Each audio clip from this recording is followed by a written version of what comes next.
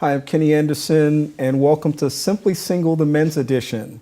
Delighted to be here with you today to talk about another topic. And I want to introduce my guest first, Brian Cordell. Welcome back, man. Thanks for having me. It's good to be back. And Mark Lacey, Yes, welcome sir. back. Thank you. Good to be here. Always good also. I mean, the vibes flow and we have some good insight and information. Yes, I too am looking forward to it. All right, great. Well, I think we have a barn burner today. Right. We have a hot topic to talk about today.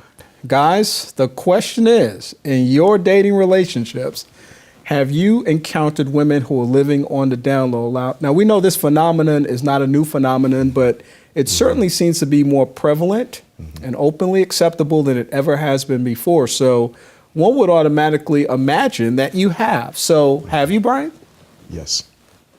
Have you, Mark?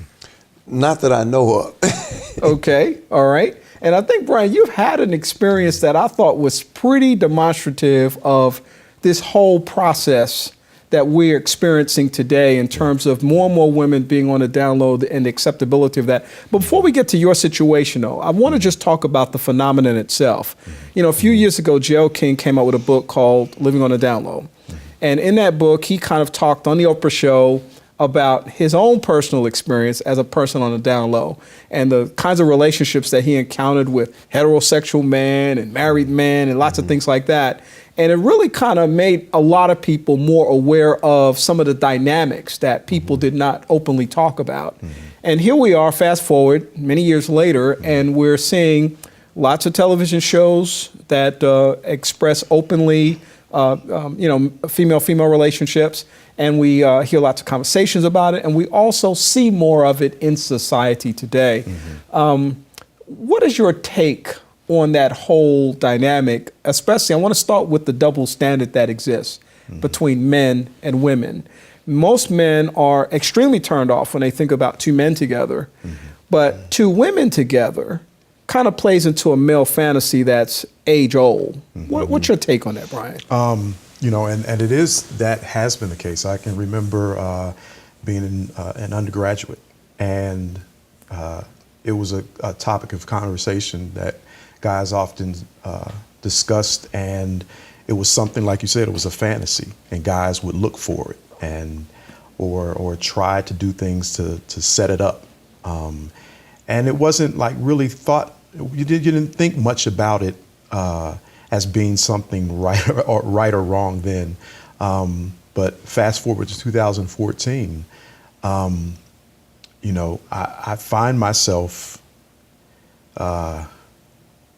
almost having a fear when thinking about that and thinking about getting into relationships, and now being able to relate to what in the past, when you spoke of the book, what women have been experiencing and the emotions that go with it.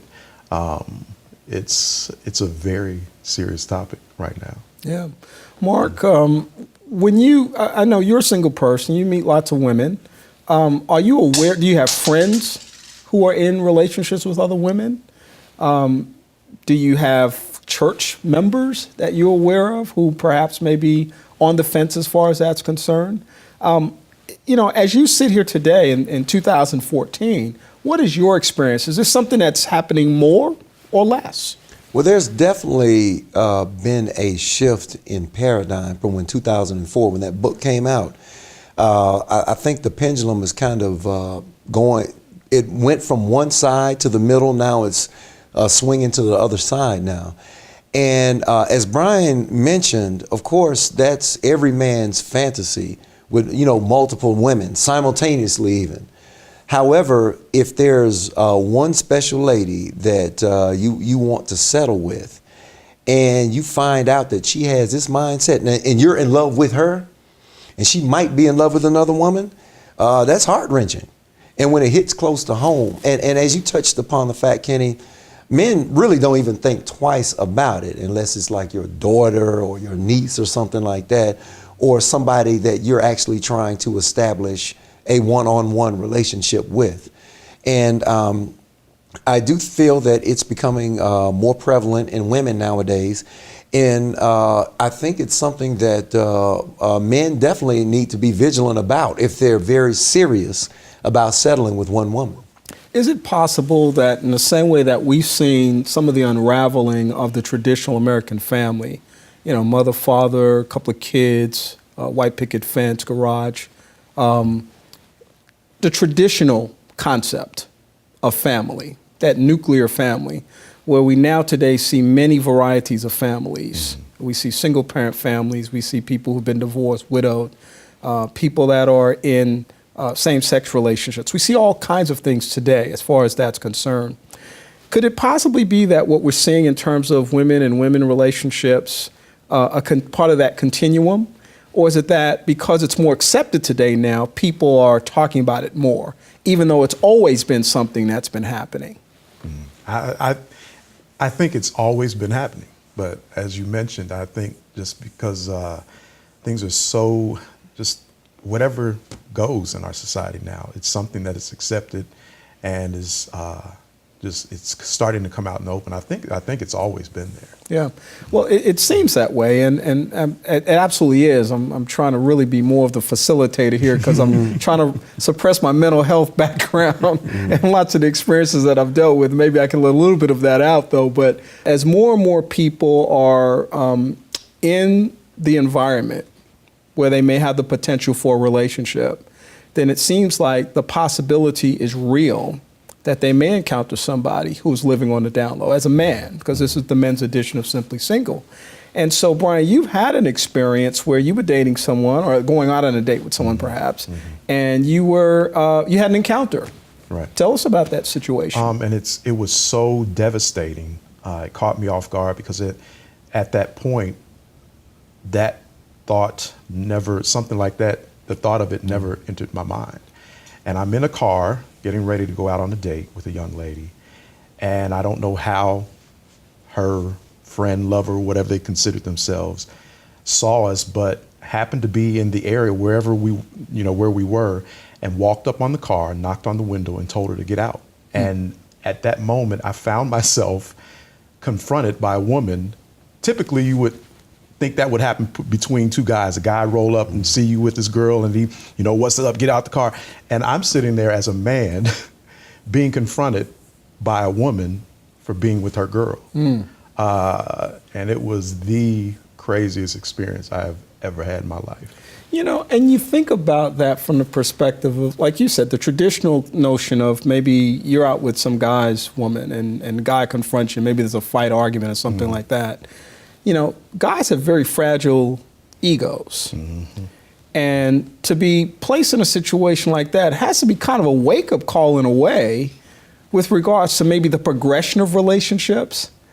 It's got to be a pretty shocking experience for you to have something like that happen. It was very shocking. And, I had to go through emotions and struggling with, feeling like my manhood was attacked. When we were discussing earlier off camera, I questioned, what is it that I couldn't provide for her that this woman could provide? I just went through all these crazy thoughts. It was, I can't even explain how bizarre the experience was, but yeah. Yeah. Man. And beyond the biology of the situation with two women, and I'm not really getting into that whole notion at this moment, but I want to talk about it from the emotional perspective, because I have a lot of people and have had many conversations with people who say they can't imagine how one woman would be attracted to another woman. And I think that's because so many times we identify attraction based on the physical qualities of attraction. And I want to dive into that piece a little bit more in just a few moments to talk a little bit about the emotions that are oftentimes attached to these kinds of relationships. The element of being down low is one thing, but there's also a why behind every behavior. And I do want to kind of talk about that because I think that's important just for our own understanding of things. And we'll explore that in just a few moments. We'll be back with more of Simply Single, the men's edition, in just a moment. Okay. 1 in 4 households. 40% of all women have never been married. Wait! Don't get way down in gloomy facts. Download this new ebook by Patrice Thomas Conwell. Follow her journey to accept and appreciate the single life. Nobody ever told me I might not get married, One Woman's Journey to Acceptance. Available at these retailers and more.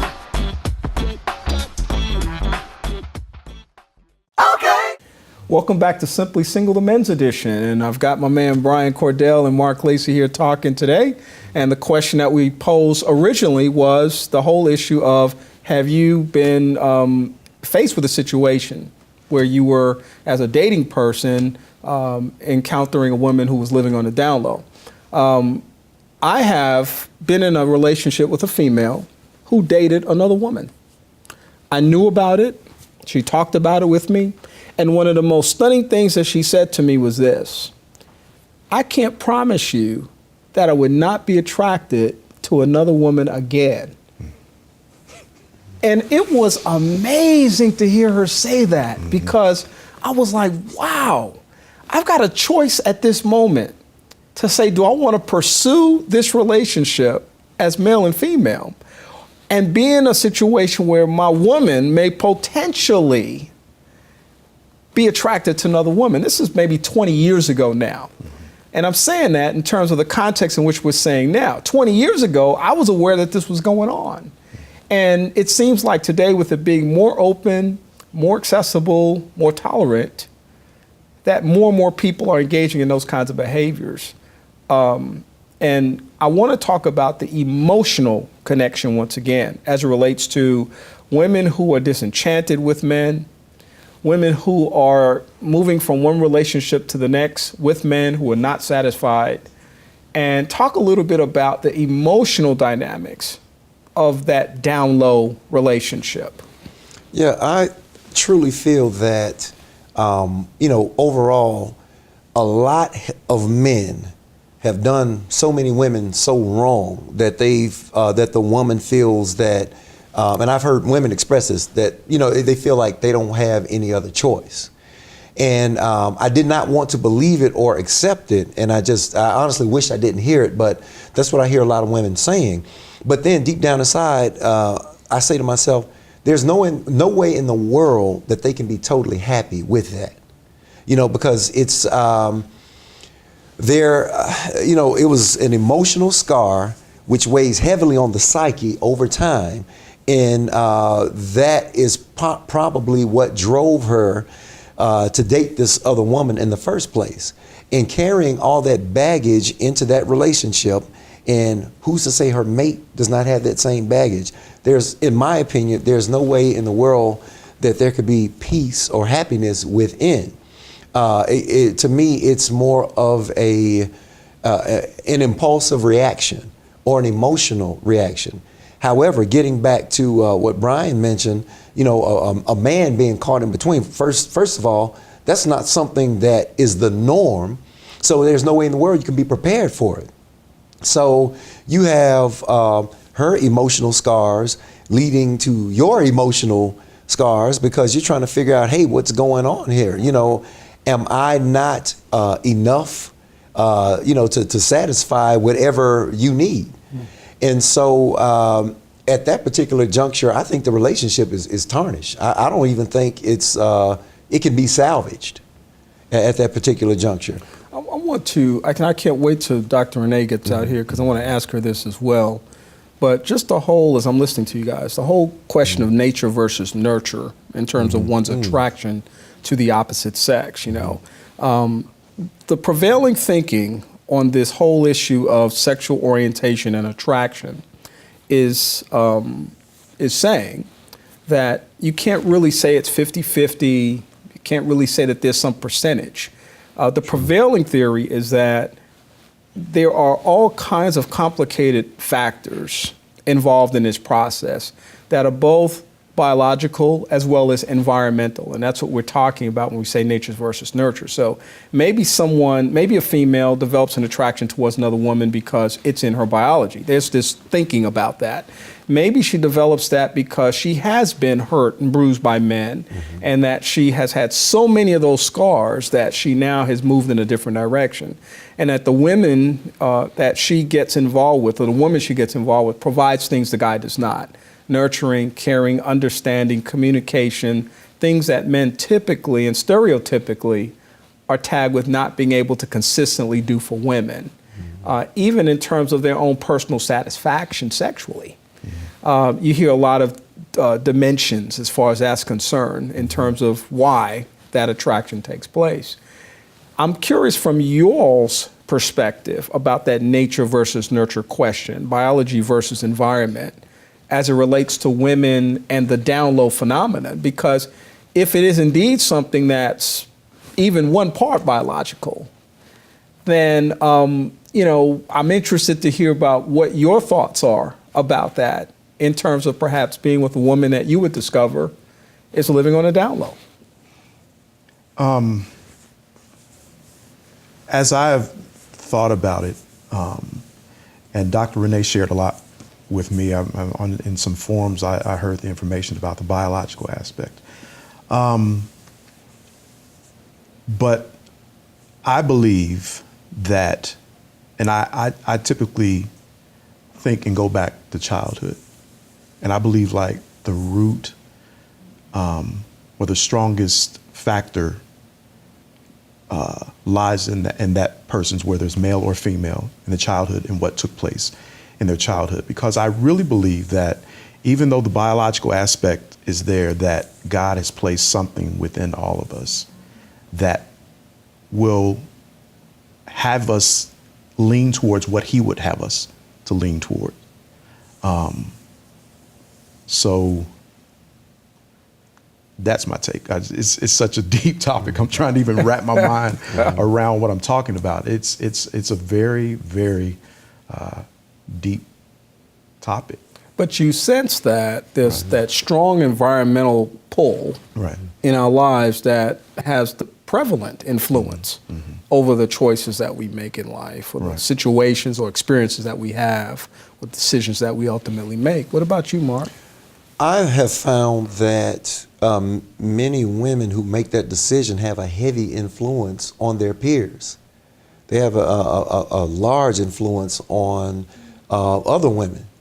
And when you look at certain women who go through these horrible relationships with men, and then you see the reaction, I think it's definitely a nurture or lack thereof heavy type of issue. She had these long flowing locks. Next thing you know, she chops all her hair off, and then starts attending certain functions and that she normally would not, and then changes diet, perspective, all of that, and next thing you know, she's with a lot of other women who have that same mindset and who are doing these different physical things, and it's almost like electricity, the way that it flows. So I do think that the nurture aspect of it kind of taps the nature side. It heavily influences it. And I'm gonna let you jump back in, Brian, just a minute, but we do have to take a quick break. And also want you to perhaps weigh in on the notion of, when Dr. Renee gets here, about the idea of, is it just perhaps that we live in a more permissive society today where people are more willing to experiment with various things? I mean, we're assaulted in the media through videos and a lot of music and a lot of other things about the acceptability of certain kinds of things. And perhaps it's part of that process that generates the final outcome. But we'll talk about that in just a few moments, and we'll bring Dr. Renee back in as well. We'll be back with more Simply Single, the Men's Edition, in just a moment. Okay.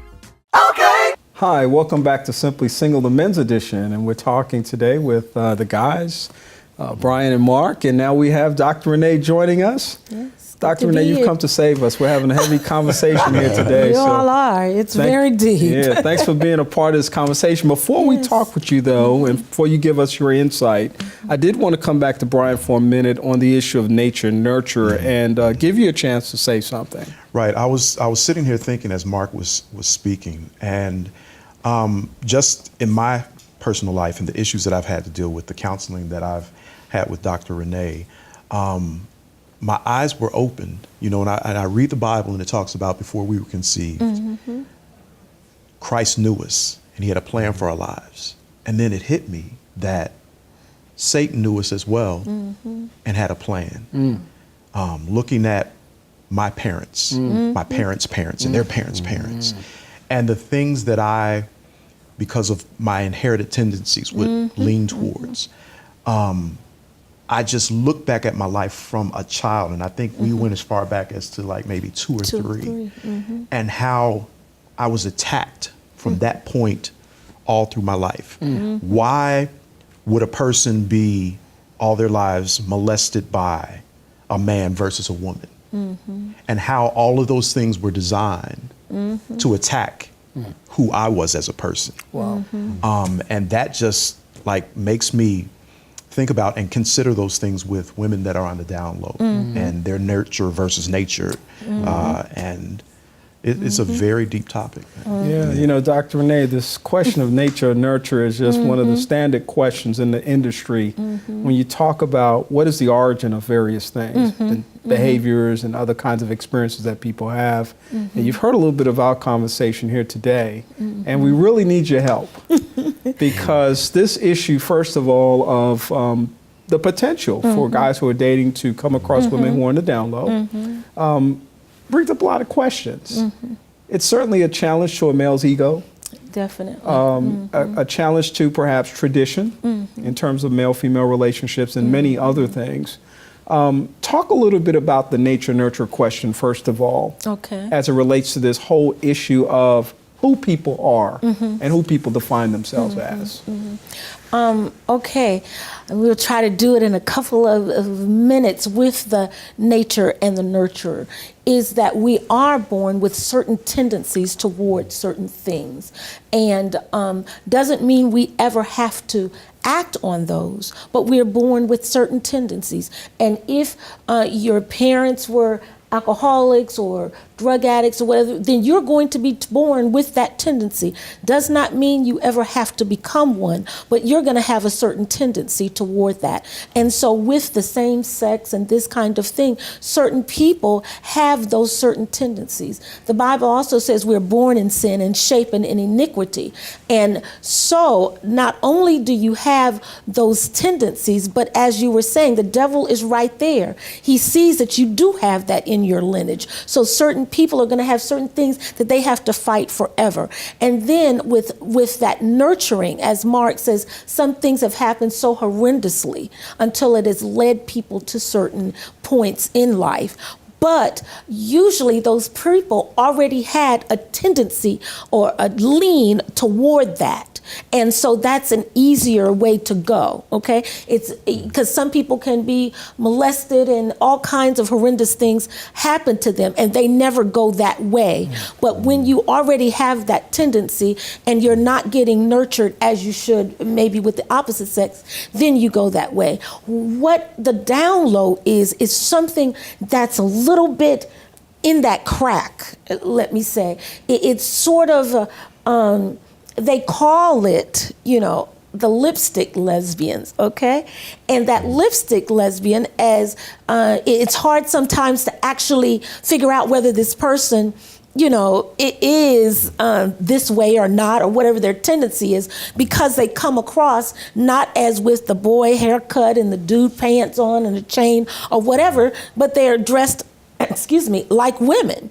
And so that's sometimes very hard. What happens with those is a lot of those women really do want to be with men. They really do. But something may have happened in their life, or they're bound to an environmental kind of thing that they're fighting against. And so with the case of you, like the lady, is that if she had chosen that this was her path, or her lifestyle, and that was it, she never would have agreed to go out on a date with you. But something in her head is that she is attracted and has that pull going on. The thing is that certain women are attracted to certain men, even though they have certain other tendencies. Okay, and some of it may be from a good place, but it's still not acceptable place. Let me explain what I mean by that. Is if they have been abused or lots of things have happened and they sort of turn away from men. Well, if they see a man, where I'll use Brian because I know him pretty well, with a tender heart and a good spirit and somebody who is not going to be abusive toward them, then they will turn toward that. And you're wondering, like, why is this person even interested in me? They seem to like men, like women or whatever. But it's because they see that God in you. I always say any good that anybody that sees in anyone, that's God, whether they recognize it as that or not. And so sometimes that's what you get as a woman who's like, yes, I want this, but this lifestyle is it's hard. It's pulling me. The thing is that we have to understand is that two things that the devil dwells in is sex and music. Those two things. And as we know, the devil was the leader of the choir. He has all of the vocals. He does all of that. So we know he's going to deal with music, okay? And then anything that has of God, there's going to be an opposite. All right. And knowing someone is what the Bible says, okay, is that man is supposed to know that woman. And the opposite of knowing is sex, is where I am just base and I just want to fill a need and I have, these needs and this is the way to get met. OK, so once you understand that that is the counteraction to what God has, you then can see this person for what they are as an issue actually with the devil. And I know that sounds really hard and really, but you're looking at somebody who is fighting demonic powers. Mm-hmm. Yes, because that is not natural. It is not of God. That's it. And so that's a person who may be attracted to the God in you, but the devil is just pulling them. And usually they're very talented and very awesome people and they have so much to offer. But the devil has taken them, that weakness, that inherited tendencies, and those issues that have come along the way, and he has bound them. So they are people that you really have got to really pray for and understand that it's a demonic attack. This is not just about sex and they just, are just freaking out, and this is the time in which we live. The Bible does say the closer we come to the end of time, the more these things are going to be prevalent. And this is what is taking place. Dr. Renee, you always hit the nail on the head. Wow. And we always realize that we need so much more time to really develop the conversation. Yes. But thank you for your insight. We really appreciate that. Yes. I think you really given us a great perspective with which to close this discussion today. Brian, thank you again for being here as always. It was a pleasure. Mark, thank you for being here. Thank you for having me. All right. And Dr. Renee, we look forward to seeing you again real soon. Praise God. Thank you. We look forward to seeing you again real soon, too. We thank you for joining us for the Simply Single Men's Edition today. Follow us on Twitter and Facebook at Simply Single. We'll talk to you soon. Baby doll was in the dollhouse, Bobby Ken, how it's supposed to be. But it seems like something's missing from the equation, you and me. Tell me, why am I not having fun? Yeah, in this game we play. Well, if you're tired trying to fight the fantasy, you need to hear what I have to say. Okay, get your dancing shoes on, we're gonna have some fun today. Hey, hey, single people all over the world say God made me this way. Hey, hey, you don't need nobody else to have some fun today. And just snap your fingers from side to side and say I'm okay.